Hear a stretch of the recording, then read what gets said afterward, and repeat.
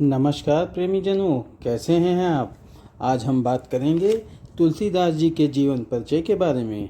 कहते हैं, प्रयाग के पास चित्रकूट जिले में राजापुर नामक एक ग्राम है। वहाँ आत्माराम दुबे नाम के एक प्रतिष्ठित सरयूपारी ब्राह्मण रहते थे। उनकी धर्मपत्नी का नाम हुलसी था। संवत 1554 को श्रावण शुक्ल सप्तमी के दिन अमुक्त मूल नक्षत्र में इन्हीं भाग्यवान दंपति के यहाँ 12 महीने तक गर्भ में रहने के पश्चात गोस्वामी तुलसीदास जी का जन्म हुआ।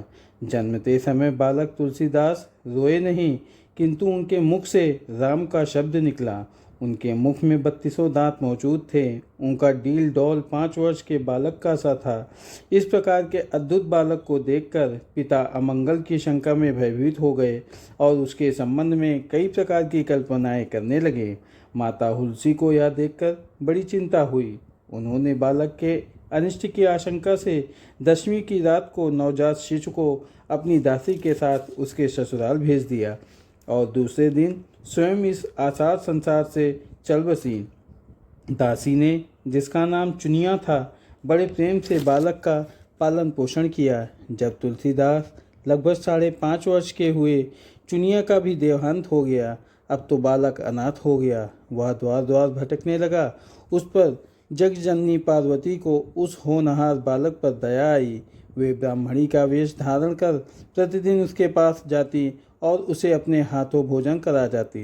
इधर भगवान शंकर जी को प्रेरणा से रामशैल पर रहने वाले श्री अनंतानंद जी के प्रिय शिष्य श्री नरहरयानंद जी ने इस बालक को ढूंढ निकाला और उसका नाम राम बोला रखा। उसे वे अयोध्या ले गए और वहां संवत 1561 माघ शुक्ल पश्चिमी शुक्रवार को उसका यज्ञोपवीत संस्कार कराया। बिना सिखाए ही बालक राम बोला गायत्री मंत्र का उच्चारण किया, जिसे देखकर सब लोग चकित हो गए। इसके बाद नरहरि स्वामी ने वैष्णवों के 5 संस्कार करके राम बोला को राम मंत्र की दीक्षा दी और अयोध्या में ही रहकर उन्हें विद्या अध्ययन करने लगे। बालक राम बोला की बुद्धि बड़ी प्रखर थी। एक बार गुरुमुख से जो सुन लेते थे उन्हें वह कंठस्थ हो जाता था।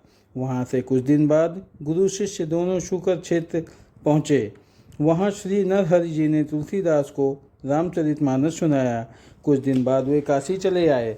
काशी में शेष सनातन जी के पास रहकर तुलसीदास ने 15 वर्ष तक वेदांग का अध्ययन किया।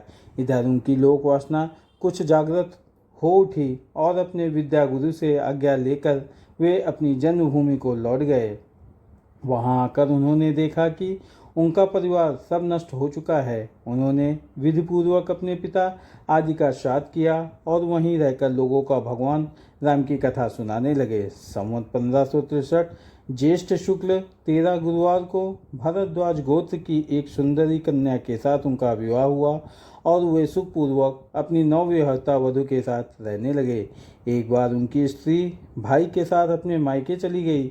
पीछे पीछे तुलसीदास जी भी वहां जा पहुँचे। उनकी पत्नी ने इस पर उन्हें बहुत धिक्कारा और कहा कि मेरे इस हाड़ मांस के शरीर में जितनी तुम्हारी आसक्ति है, उससे आधी भी यदि भगवान में होती तो तुम